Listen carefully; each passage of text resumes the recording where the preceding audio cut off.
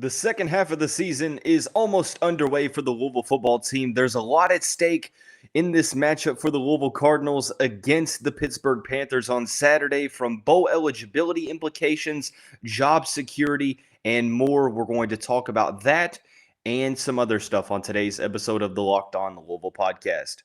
Stay tuned. You are Locked On Louisville, your daily podcast on the Louisville Cardinals. Part of the Locked On Podcast Network, your team every day. What is going on, everyone? Welcome into another episode of the Locked On Louisville podcast. I'm your host, Dalton Pence. Today's episode is brought to you by BetOnline. BetOnline has you covered this season with more props, odds, and lines than ever before. BetOnline, where the game starts.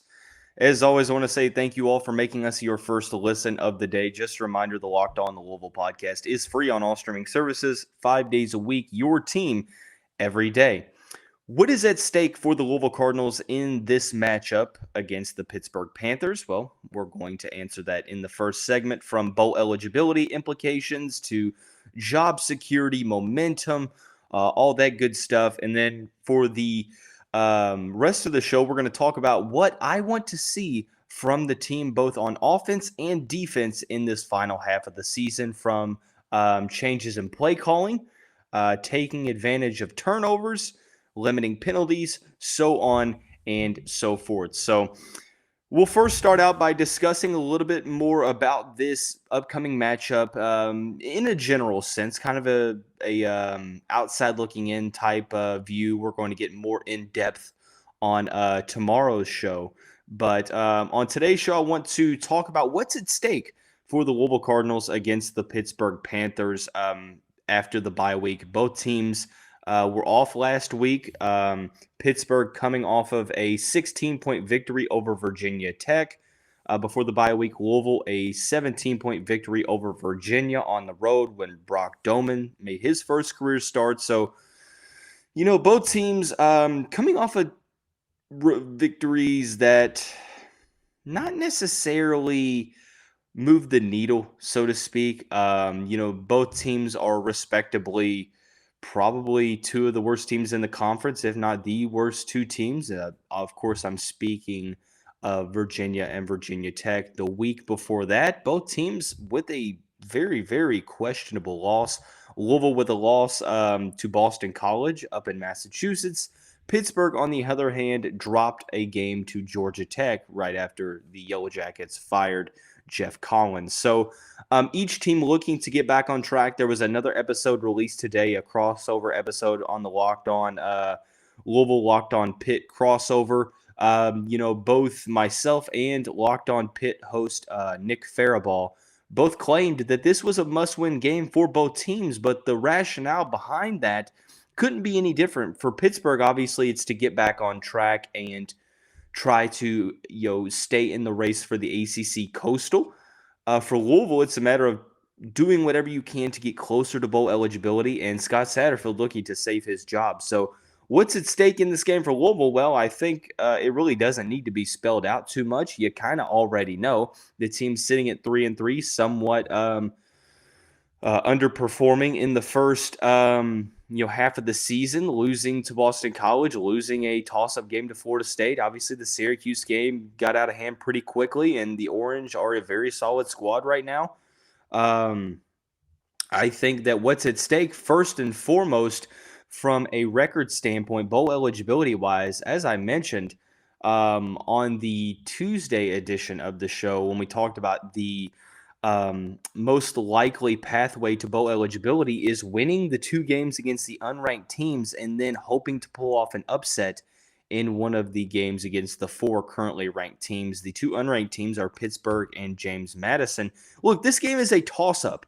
It's been a toss-up all week, according to the title sponsor of the show, BetOnline. It's been a pick-'em game. That should be no surprise. I think that probably most people are probably projecting Pittsburgh to win. Most of the Louisville fan base isn't truly confident in this game. On the Pittsburgh side of things, there's more confidence being exhibited. So I think at this point in time, most most fans will probably tell you that Pittsburgh's probably going to win this game, or at least they think so. But it's not like Louisville comes into this game as a heavy underdog. If they do end up being an underdog, it will only be by probably less than 3 points. So it's a very winnable game. Louisville hasn't really done a good job over the past couple seasons of winning those toss-up games, but that has to change, right? What is this, week 8 officially or something like that? In week 8 against Pittsburgh, they have to do what they need to do to come out victorious. If they get the victory, well, you are one win closer to bowl eligibility. Not only that, but you get to the point where, hey, maybe Scott Satterfield can start to gain some momentum heading into a ranked matchup against Wake Forest, knowing that you're now 4-3 and a good win over a solid Pittsburgh team, trying to continue to get closer to that 6-win mark.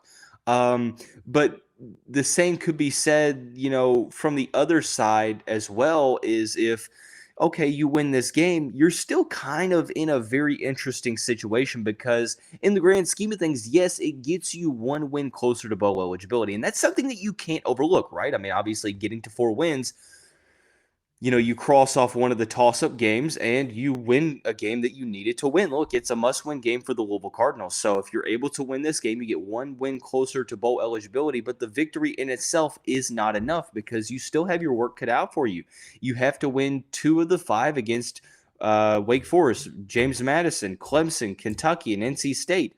5 of those teams are very, very tough. And Louisville, theoretically, it would not surprise some people if Louisville lost all 5 of those games. It's a very real possibility. Do I think they're going to lose all 5 of those games? Of course not. But, I mean, that just goes to show you how good the teams that they are playing are at the end of the schedule, that this win against Pittsburgh has a good opportunity to boost morale. Assuming you win this game, that would lead one to believe that you handle business and you look solid doing so, and you eliminated some of the mistakes that you made in the first half of the season. You've corrected some of the mistakes. You've changed up the play calling a little bit. You've switched some things up to where you're looking at a sense to where, hey, now you're starting to hope that the tweaks that you're making on both sides of the ball, they start to hold some weight and they start to yield some results. But at the same time, the win in itself is not enough because you have your work cut out for you. So don't make this out to be me saying that if you win this game, everything's solved, because it's not. I mentioned after the Boston College loss, really even after the Florida State loss, that the room for error, it's not much at all. You don't have a lot of room to make mistakes and lose games. You're 3-3, winning against Pittsburgh, takes away the, the writing on the wall, at least for another week. And we'll talk about that here in just a second. But regardless, I don't mean to kind of keep saying the same thing, but regurgitating it in different ways. The moral of the moral of a victory here, and kind of the bottom line, is if you win this game, that's good because it helps you increase some momentum. But it's not the end all be all, because you still have to go out and you have to handle business for the rest of the season, and you can't overlook the next opponent because you dug yourself into a hole in the first part of the season. If you would have went 5-1 to start the season, or maybe even 4-2, this is a game that maybe you could afford to lose. But right now, this is definitely a must-win game, because if you lose, and this is what at stake is, if you lose, the pathway to bowl eligibility gets that much more difficult. Scott Satterfield's seat gets a little warmer in terms of the hot seat as the head coach of the Louisville Cardinals. You drop to 3-4. That means that you have to beat James Madison, and then you have to win 2 of the games against Kentucky and NC State, Wake Forest, and Clemson. Look, I'm going to be honest with you. I don't see a way that Louisville goes into either Death Valley or Lexington and comes out victorious against Clemson or Kentucky. They have a better chance against Kentucky, but I don't think Louisville matches up well against the Wildcats. And let's face it, this is not a matchup that Louisville has played well in since Scott Satterfield took over. So I can't really look at that game confidently and think, okay, if you're 5-6 going into that game and you need 1 win to get bowl eligible, I'm not necessarily feeling good about the chances. So if you lose the game against Pittsburgh, you have to beat James Madison. by all accounts. And then you have to essentially, in my opinion, beat Wake Forest, where Wake Forest is before James Madison. Not necessarily speaking from a chronological standpoint. You have to beat James Madison, but you also have to take down NC State. Yes, they don't have Devin Leary, but they're still a solid squad. And then you have to beat Wake Forest, who, with Sam Hartman, in my opinion, looks like the second best team in the ACC. I mean, they gave Clemson a run for their money.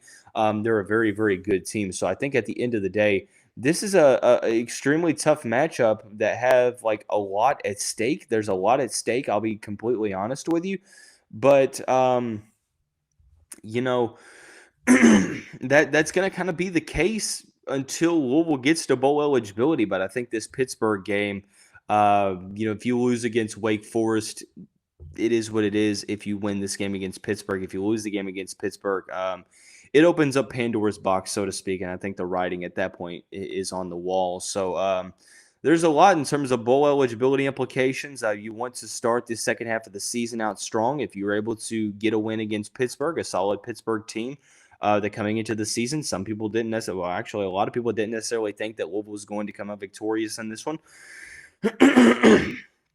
Excuse me. Look, it's a solid opportunity. So, but in terms of what I want to see from the Louisville Cardinals in the second half of the season, I think it's the same thing that a lot of the fan base wants to see. It's consistency. It's stop beating yourselves, so on and so forth. Let's talk about the offense, what we need to see from the offense here in the second half of the season after we talk about our friends over at Sweatblock. As I mentioned, in the crossover podcast, I'm a big recreational basketball player. I strive to play once a week. With me getting older now at 24 years old, I'm starting to sweat a lot more than I used to when I was in high school. I've been using deodorant sticks for my whole life, and then I switched over to Sweatblock, and the the differences in results are absolutely phenomenal. It's a doctor-tested and doctor-recommended brand. You can find it on Amazon. If you go to sweatblock.com, use the promo code LOCKEDON, you'll get 20% off of your first order.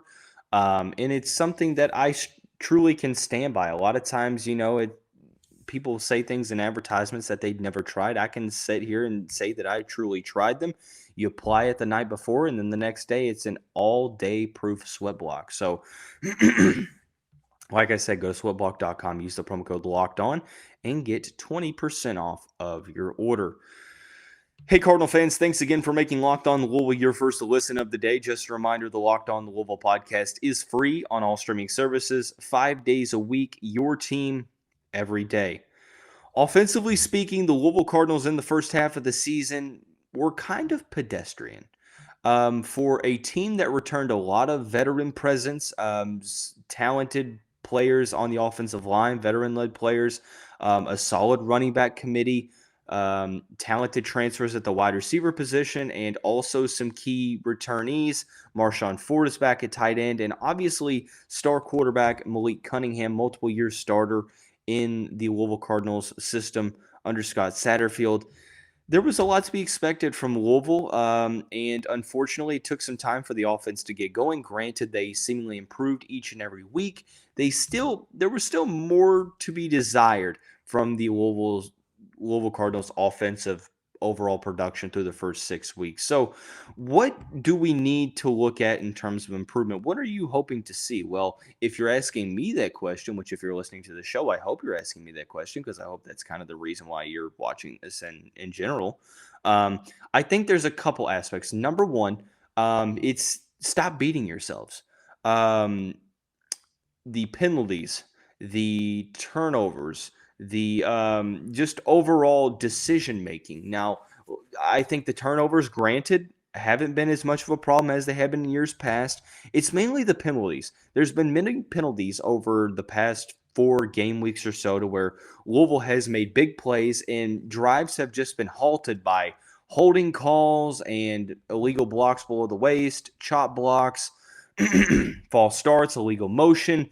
Granted, penalties are a part of the game, but when you watch this Louisville team, it's very evident that there are many drives over the first 6 weeks that were absolutely derailed off of the tracks because of penalties.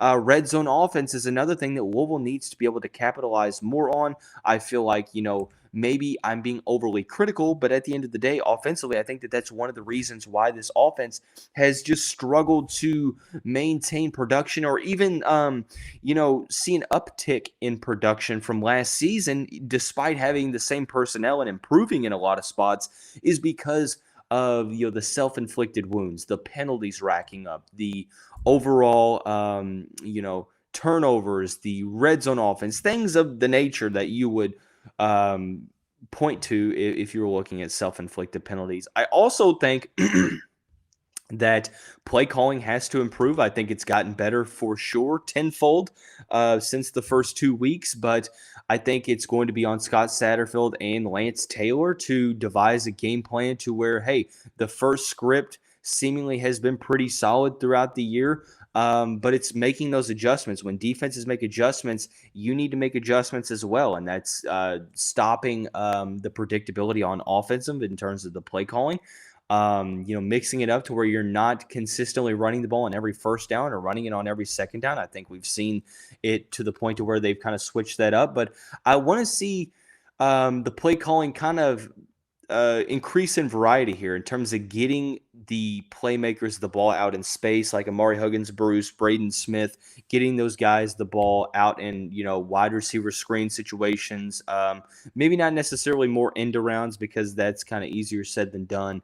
But I want to see it to where you're getting more, just overall abilities to get the ball in playmakers' hands. I want to see Marshawn Ford get targeted more. I want to see Amari Huggins Bruce get the ball more. I know that there's rumors that he might not necessarily be available for the first game against Pittsburgh, but who knows? I don't necessarily know that for certain. But mainly, I'll be honest, I think that the number one thing that I want to see in the second half of the season, I want to see Malik Cunningham take this offense and propel them to the next level. Look, I don't think that there's any reason why that shouldn't be possible. You're talking about a player that has been the full-time starter since 2019. This is his fourth year in the system under Scott Satterfield. I understand that maybe the play calling hasn't necessarily done him any favors, and maybe this is a running offense, a predominantly rushing style offense to where a lot is predicated on RPOs and Malik Cunningham designed runs and running the football behind a good offensive line. I get that, but it's obvious that this passing game still needs to take that next step. And a lot of that's on Malik Cunningham. I think that you need to continue to open the playbook up, open the field to where you're getting guys in pockets of space. I like the play calling in that game against Virginia, but then again, it was against one of the worst teams in the conference. So we'll kind of have to see that against a team that is led by a solid defensive mind and Pat Narduzzi at Pittsburgh. But I think that Malik Cunningham has been good, but he hasn't been great this season. It's always to the point where he makes solid plays, but consistently throughout a game. I want to see him take over. I want to see him, look like the Malik Cunningham that we know he can be. And that's not saying that he's been bad, but that he can do more. That he can be better in terms of, whether that's making the right reads or just essentially increasing accuracy down the field. Whatever you may devise, I think that he's doing a lot better than he was early in the season in terms of running the football. Malik Cunningham, one of the most dynamic dual threat quarterbacks in the country, but I think he needs to improve the passing attack.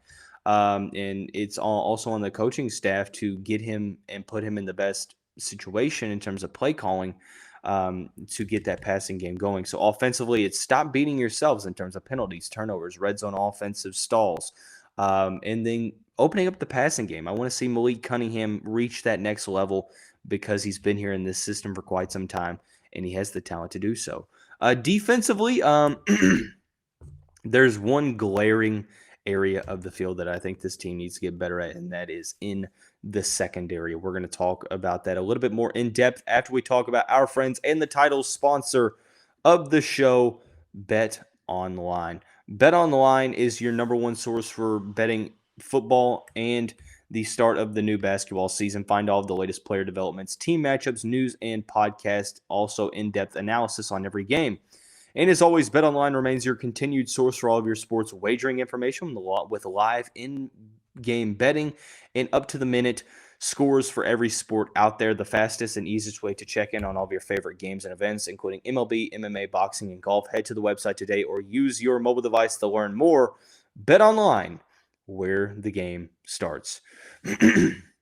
So I think defensively, a lot of the fan base is on the same page in terms of what we would like to see. I will say, first of all, coming into the season, there were a lot of things that I wanted to see, and the defense has improved in that realm. Coming into last week before the bye week, the team was 5th in the nation in sacks, number 1 in the country in total sack yards. They have accumulated a ton of tackles for loss. So the pass rush has been solid. Defensive line has been really solid, even with the loss of Jermaine Lole in the season opener. The linebacking core has been getting better each and every week. It's the coverage that Louisville fans have been struggling to really come to terms with. The same issues in year 1 are the same issues in year 4. That is the passing defense. And maybe statistically things look a little different, but when you watch this team, no third and long situation ever feels comfortable for a Louisville fan because of the defensive backs playing so far off the ball. And even in third and short situations, look, I'm not a coach by any means. I'm not saying that I know more than Scott Satterfield or Brian Brown or Wesley McGriff or anyone on this staff. And I'm not saying that I know what the solution is, but insanity is doing the same thing over and over and over and expecting a different result. And it seems like we've been seeing over the past couple seasons Louisville's defensive backs playing in that zone coverage. Now, sure, they're bringing the house a little bit more, which is a gripe that we had when it came to Brian Brown's coaching last year. So kudos to him for bringing more pressure off the edge and more guys on the interior, so that's solid.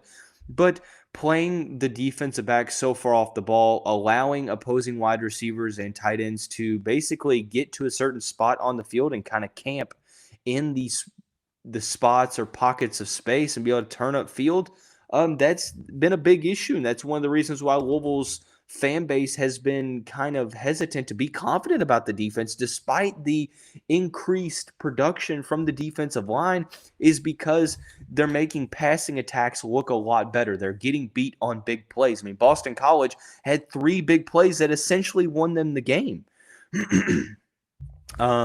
Florida State, big plays ended up being a big-time factor in that game. Syracuse as well.